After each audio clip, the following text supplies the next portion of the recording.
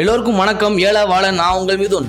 முடியை ஷேவ் பண்ணால் திக்கா வளரும்னு சொல்லி நம்ம கேள்விப்பட்டிருப்போம். இது உண்மையா? இதை பற்றி தான் பார்க்க போகிறோம். வாங்க வீடியோக்குள்ளே போகலாம்.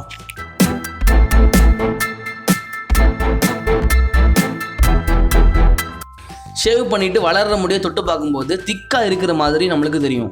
இது உண்மையானு கண்டுபிடிக்க 1928 ஒரு ஆராய்ச்சி பண்ணியிருக்காங்க. இந்த ஆராய்ச்சியில் 4 பேர் அவங்க முகத்தில் உள்ள ஒரு பகுதியில் உள்ள முடியை மட்டும் தொடர்ந்து ஷேவ் பண்ணியிருக்காங்க. இதில் எல்லாருமே ஒரே மாதிரி ரேசார் மேலேருந்து கீழே ஷேவ் பண்ணியிருக்காங்க. ஒரே ஷேவிங் சோப் பயன்படுத்தியிருக்காங்க. ஒரே வெப்பநிலையில் தண்ணியை பயன்படுத்தியிருக்காங்க. இறுதியாக இவங்க எல்லார்ட்டையுமே ஷேவ் பண்ண முடியையும் ஷேவ் பண்ணி திரும்ப வளர்ந்த முடியையும் ஒப்பிட்டு பார்த்துருக்காங்க. இதிலிருந்து ஷேவ் பண்ணுறதுக்கும் முடி வேகமாக வளர்கிறதுக்கும் சம்மந்தம் இல்லைன்னு தெரிஞ்சிருக்கு. இந்த ஆராய்ச்சியில் முடியோட அடர்த்தியை பற்றி பார்க்கல.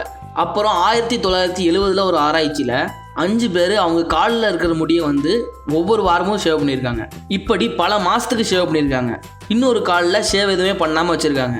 அதுக்கப்புறம் இந்த ஆராய்ச்சி குழு முடியோட அடர்த்தி, கனம், வளர்ச்சி விகிதம் எல்லாத்தையும் அளந்திருக்காங்க. இதிலிருந்து முடி ஷேவ் பண்ணுறதுனால அடர்த்தியாக வளராதுங்கிறது தீர்மானம் ஆயிருக்கு. இந்த மாதிரி பல ஆராய்ச்சிகளில் முடிவாக என்ன தெரிய வருதுன்னா, ஷேவ் பண்ணுறதுனால முடி அடர்த்தியாவோ வளர்ச்சி வேகமாகவோ ஷேவ் பண்ண இடத்துல நிறைய முடி முளைக்கவோ வாய்ப்பு இல்லைன்னு தெரியுது.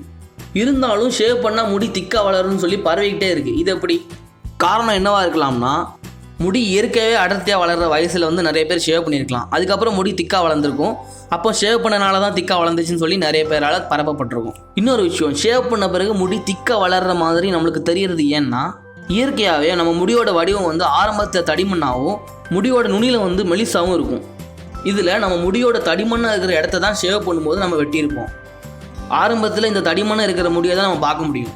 ஆனால் முடி வளர வளர இயற்கையாகவே ஏற்படுற தேய்மானத்தினால நுனியில் உள்ள முடி மெலிசாக மாறிடும்.